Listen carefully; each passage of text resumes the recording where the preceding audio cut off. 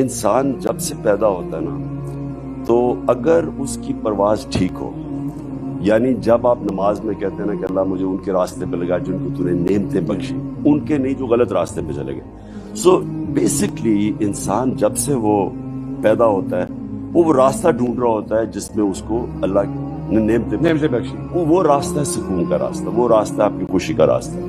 جو دوسرا راستہ وہ ہے وہ آپ کو لگتا ہے کہ بڑا اٹریکٹیو ہے لیکن اصل میں آپ کی تباہی کا راستہ ہے، آپ کے پوٹینشیل کی تباہی کا راستہ ہے. خوشی کے اندر اور عارضی خوشی جس کو پلیجر سیکنگ کہتے ہیں، زمین آسمان کا فرق. جو اصل خوشی ہے وہ اندر سے آتی ہے، آپ کی روح جب خوش ہوتی ہے. تو جو اس راستے پہ نکل جاتا ہے اللہ کے راستے پہ، یہ ایک بڑا لمبا سفر ہے.